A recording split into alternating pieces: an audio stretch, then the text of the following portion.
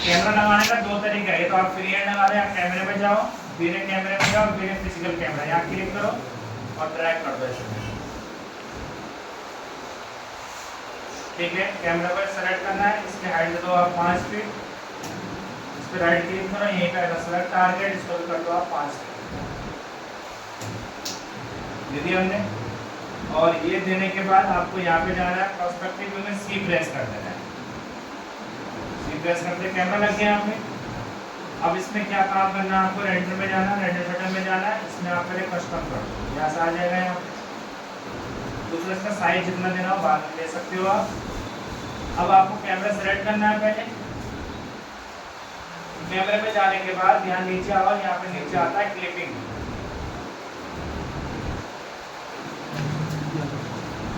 जैसा दिख गया आपको, इसमें ये दिख रहा है, इसकी गलत फहमी मत रहना कि दिख गया तुम्हें, नहीं दिख रहा है, यो रेंडर निकाला तो बंद हुआ नजर आएगा आपको, कुछ नहीं आएगा अंदर।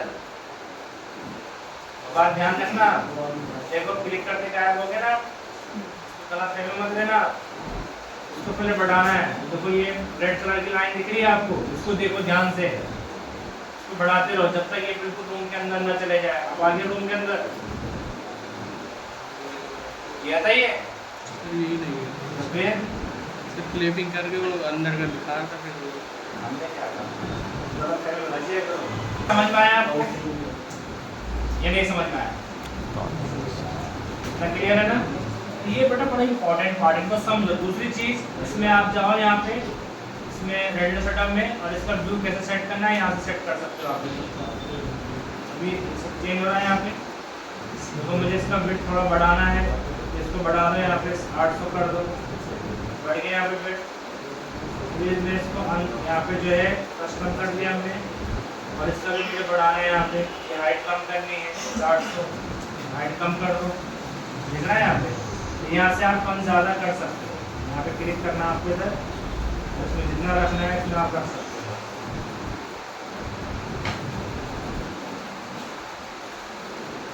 क्लियर है यहाँ पे? जितने आपको फ्रेम रखना है इसको लॉक कर दोगे आप, यहाँ से भी आप बढ़ा सकते हो, देखो यहाँ से भी कर सकते हो आप, कितना इसमें देखो चेंज हो रहा है ऊपर का, यहाँ से आप कर सकते हो। क्लियर है? यहाँ से भी कर सकते हो, नीचे यहाँ पे ऑप्शन आ रहा है फील्ड ऑफ व्यू, यहाँ से पकड़ के आप ऐसे ऐसे कर सकते हो। इसमें शिफ्ट प्लस एफ जरूर लगाना है, शिफ्ट प्लस एफ फ्रेम। अब देखो अब करूँगा तो दिखेगा, देखो दिख रहा है आप, ये देखो, ये देखो समझ में आ गया आपको, ये देखो इतना बड़ा करना है, यहाँ से क्लिक करो, देखो सेट करना है, कैमरा किस एंगल से लगाना है, कैमरा को चेंज करो यहाँ पे, कैमरा का तो बड़ा इंपॉर्टेंट रोल है, आपको थोड़ा सा फीड करना है, यहाँ पे थोड़ा करना है, तो ऐसा हो गया यहाँ पे, तो फिर इसका नियरेस्ट पॉइंट थोड़ा बढ़ाना पड़ेगा।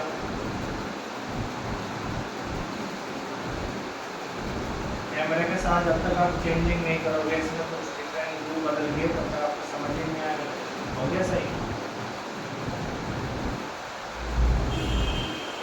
थोड़ा पकड़ा है आप, थोड़ा आगे कर दो, थोड़ा एंगल चेंज कर दिया आपने, कैमरा घुमा दिया, कैमरा घुमाना और बिल्कुल नहीं घुमाना है, जिस एंगल से रेंडर निकालो उस एंगल से कैमरा को मूव करिए।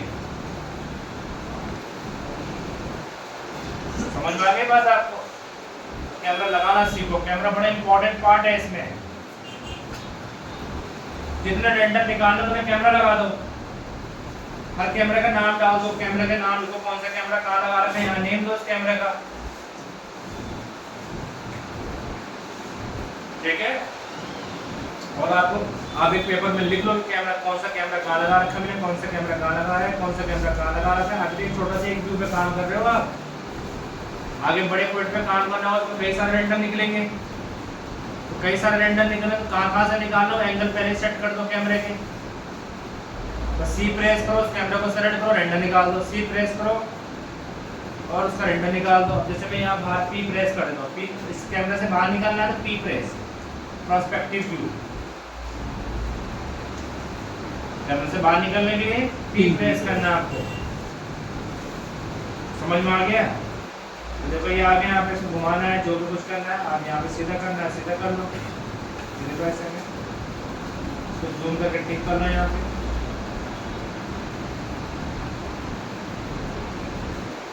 मैंने कैमरा और लगाना है यहाँ पे कैमरे पे क्लिक कर दो तब भी कैमरा लग जाएगा। लग गया कैमरा यहाँ पे। अब मैं यहाँ P प्रेस कर देता हूँ। अब जैसे मैं C प्रेस करता हूँ तो मेरे पास कैमरे की लिस्ट आ जाएगी।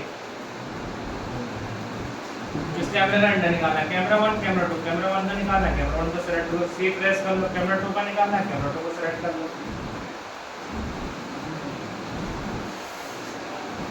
समझ में आया कुछ आपको? तो जितना आप कैमरा लगाना चाहो उतना कैमरा लगा सकते हो आप। ठीक है भाई। अब समझोगे जो आपको समझाना चाह रहा हूँ कि भाई आपको हाई क्वालिटी में रेंडर निकालना है तो कैसे निकालोगे। हाई क्वालिटी के लिए आपको सबसे पहले रेंडर सेटअप पे जाना है। इसको यहाँ पे लॉक कर दो, जो सेट हो जाएगा तो लॉक कर दो। लॉक करने के बाद आप इसका साइज बढ़ाओ। यहाँ पे कितना साइज चाहिए, अच्छी क्वालिटी है तो 5000 कर दो। तो विड्थ और हाइट अपने आप ही चेंज हो जाएगा देखो लॉक करने से। बट जो व्यू आपने सेट किया वो हिल नहीं रहा अपने जगह से, वो तो नहीं रहेगा। समझ में आ गया आपको? ये आपने चेंज कर दिया तो 5000 बहुत हाई क्वालिटी होता है। साइज क्योंकि फ्रेम का साइज ज़्यादा बड़ा हो गया। अभी भाई पासपोर्ट साइज फोटो है, उसको जब जूम करके देखोगे तो बड़ा हो जाएगी। एक बड़ा सा बोर्ड लगा रखा आपने तो यहीं से दिख रहा आपको।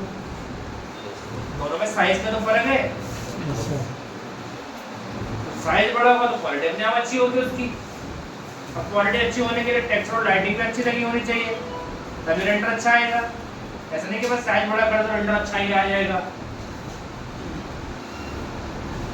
ठीक है, तो मैं अभी साइज यहाँ पे कम कर देता हूँ 600 या 300, वो आप करते रहना अच्छा जितना आपको चाहिए और साइज आप करते रहना आपका काम। दूसरी चीज यहाँ पे आप आ जाते हैं वीरे में। किसमें? वीरे में।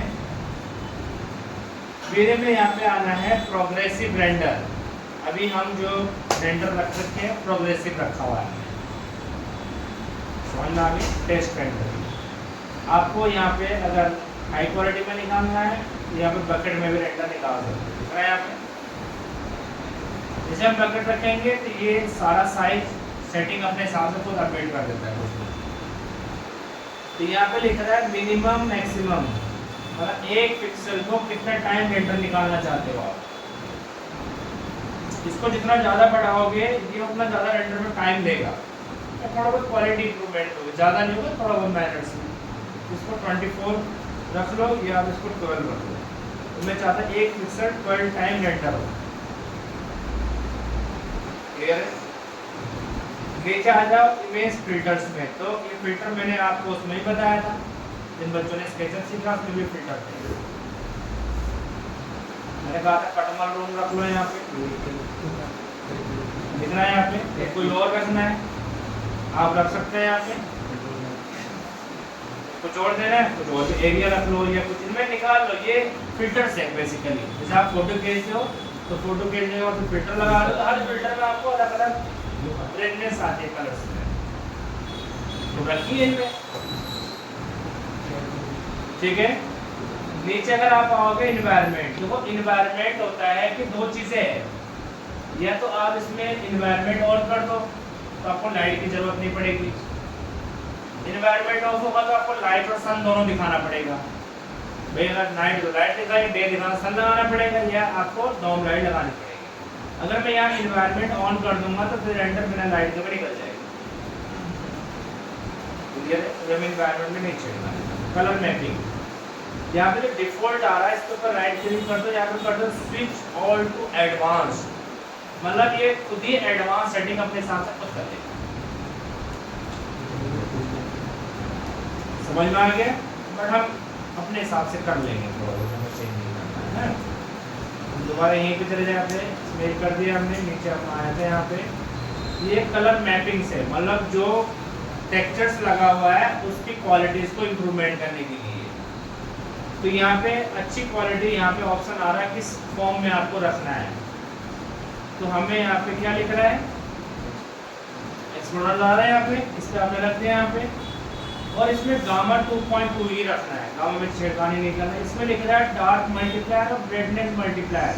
मतलब अगर आप टेक्सचर में हल्का सा ब्राइटनेस बढ़ाना चाहते हो तो वैल्यू को बढ़ा लो, डार्कनेस बढ़ाना चाहते हो टेक्सचर में रेंडर में तो ऊपर वाले डार्कनेस की वैल्यू बढ़ा दीजिएगा। क्लियर है? ये सिर्फ टेक्सचर की रेंडर करने में टेक्सचर के सेटिंग पे काम करेगा। इसके बाद सेकंड आ जाता है जीआई। जीआई क्या होता है? ग्लोबल लुमिनेशन। ठीक है, इसमें आपको कुछ नहीं करना, जैसे वैसे रखा रहे। तो नीचे यहाँ पे लिख रहा है एम्बिएंट ऑक्लूजन। इसके बारे में मैंने स्केचअप में ही पढ़ा था, जिन बच्चों ने स्केचअप किया होगा। एम्बिएंट ऑक्लूजन में कहा था कॉर्नर को डेप्थ दिखाने के लिए काम करते हैं, कॉर्नर को डेप्थ दिखाने के लिए हम इसका यूज करते हैं। समझ में आ गया? सेकेंडरी, इसकी जो अगर डेप्थ वैल्यू ज़्यादा आ रही है तो उस वैल्यू को कम कर लेना है, इसी अमाउंट को कम करना है। बाकी हम किसी में भी कुछ नहीं करेंगे। हम नीचे आते हैं यहाँ पे, ये लाइट कैच है, मतलब लाइट की डिटेलिंग। तो बेसिक रेंडर के लिए 1000 ही रहेगा, 1800 रखना भी जब तक आप टेस्ट रेंडर निकाल लो। टेस्ट मतलब चेक कर रहे हो आप, क्योंकि टेस्ट रेंडर में आपको कुछ निकालना है ना। तो कितना रहेगा? 1000 से 800 के बीच में रखना। हाई क्वालिटी के लिए आपको 1200 से लेकर 2000 के बीच में रखना है। तो आपको हाई क्वालिटी निकालनी होगी तो आपको 1200 to 2000 के बीच में ही रखना है। अब नीचे आ जाते हैं इसमें और सेटिंग्स में। तो सेटिंग में यहाँ पे आपके पास ऑप्शन आ रहा है कि सीक्वेंस, मतलब रेंडर निकलने का सीक्वेंस क्या होगा। आपको यहाँ पे टॉप टू बॉटम निकालना है, लेफ्ट टू राइट निकालना है, कैसे निकालना चाहते हो वो सीक्वेंस चूज कर दो। रेंडर टॉप ऊपर से नीचे की तरफ को निकलेगा। क्लियर है? दूसरी चीज, आप नीचे आओगे यहाँ पे तो यहाँ पे लिखा रहा है डायनेमिक मेमोरी मेमोरी लिमिट्स दिख रहा है यहाँ पे। आप इस कंप्यूटर को बता सकते हो कि जैसे आपके पास किसी के पास 16 GB रैम है, कितनी GB रैम है? 16 GB रैम है। वो चाहता है कि सिर्फ मेरी जो रेंडर पे यूज हो 8 GB रैम यूज हो। 8 GB रैम यूज नहीं होनी चाहिए। जब आप रेंडर निकाल रहे हो कंप्यूटर में तो आप दूसरा काम नहीं कर सकते हो।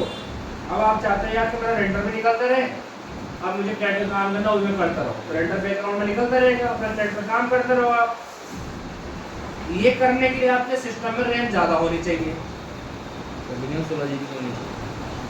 16 GB तो आपके 8 GB 6 GB तो आपका विंडो ही खा जाता है। समझ में आ गया? तो कम से कम 32 GB रैम तो होनी चाहिए, ताकि जब आप दूसरा सॉफ्टवेयर में काम करना चाहो तो 16 GB रैम रेंडर पे लगा लो, 16 GB फ्री रहेगा तो आप दूसरा वर्क कर सकते हो, नहीं तो सिस्टम नहीं करेगा। अब यहाँ पे रैम को कैसे डिसाइड करेंगे? 8 GB देगा या 6 GB देगा? 1 GB के लिए 1000 MB होता है, तो 8 GB के लिए 8000 कर दो और यहाँ पे डायनेमिक कर दो। डायनेमिक मतलब जितना मैंने बताया उतना ही रैम यूज करेगा, उससे ज़्यादा नहीं करेगा। ऑटो का मतलब है कि खुद आप जितनी रैम उसको चाहिए उतना यूज कर लेगा, तो आप डिसाइड नहीं करो कितना चाहिए उसे। जब आप रेंडर निकाल दो तो आप दूसरी फाइल पर सिस्टम हैंग करने लग जाता है, वो इसीलिए करता है, वो सारी रैम खा जाता है।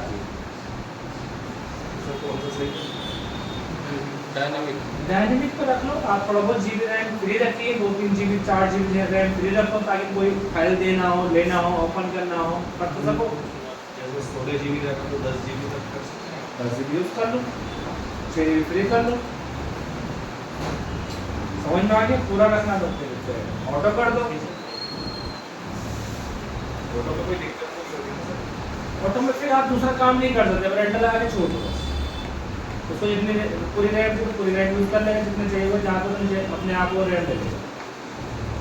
इसीलिए तो बोलते हैं कि रैम ज़्यादा चाहिए।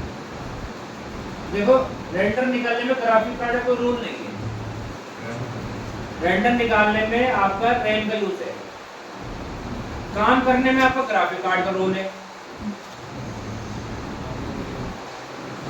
काम जब सॉफ्टवेयर रन कर रहा है तो ग्राफिक कार्ड चाहिए, ग्राफिक कार्ड में वो हैंग करने लग जाएगा। वो फिर ग्राफिक्स का मतलब है जो आप टेक्सचर डाल रहे हो उनकी क्वालिटी को अच्छा शो करने के लिए, इंप्रूवमेंट करने के लिए। तो तब तो शो कर रहा है ना, तो हैंग करने लग जाएगा ना। जिसमें ज़्यादा टेक्सचर डालोगे आप, जिसमें ग्राफिक्स नहीं होगा उसमें टेक्सचर लगा के देखना बहुत सारे, तो हैंग करने लगेगा। आगे समझ में? तो रेंडर निकलने के लिए हमारे रैम ज़्यादा इम्पोर्टेंट है। इसलिए बोले 32 GB 64 GB रैम बढ़ा के डाल, तो रैम का काम क्या था? समझ में आ गई बात आपको? अब आता है यहाँ पे रेंडर एलिमेंट्स में। रेंडर एलिमेंट्स में आपको ऐड में जाना है यहाँ पे। एक तो लेना है आपको वीरे डिनॉइजर। क्या लेना है? वीरे डिनॉइजर। ये लेना है वीरे लाइट मिक्स। ये दो पूरा आपको जरूर ऐड करने हैं। लाइट मिक्स का मतलब होता है कि जो लाइट आपने लगाई उनकी इंटेंसिटी बाद में भी कम ज़्यादा कर सकते हो रेंडर निकालने के बाद आप। तो डिनॉइजर का मतलब है जिसमें नॉइज आ रही है वो अपने आप खत्म हो जाए। ये दो एलिमेंट्स अभी ऐड करने हैं हाल फिलहाल में। आगे भी और भी बताऊंगा, इसमें और भी एलिमेंट्स में क्या काम है समझाऊंगा मैं आपको। और आप इसमें रेंडर निकाल लीजिएगा उसके बाद। और रेंडर निकालने के बाद सेव करके फाइल में जेपीजी में करना है, पीएनजी में करना, आप कर ही सकते हो। नहीं ठीक है भाई, ये रेंडर सेटिंग है, कर लोगे आप लोग। तो अब जो मुझे मॉडल बनाना है मुझे कब को छुट्टी मंडे को। अब इसमें और भी कुछ है, यानी कैसा सिखाऊंगा मैं आपको। एनिमेशन वॉक थ्रू सिखाऊंगा, वॉक थ्रू एनिमेशन नहीं, वॉक थ्रू सिखाऊंगा मैं आपको। ठीक है, अभी मैंने इतना बता दिया आपको, ये पूरा कंप्लीट हो गया कि आप सारा काम करके ला सकते हो रेंडर के साथ में। अब मंडे को मैं रेंडर चेक करूँगा। मंडे को आप लोग एक एक रूम का इंटीरियर का रेंडर निकाल के लेके आओगे सबके सब।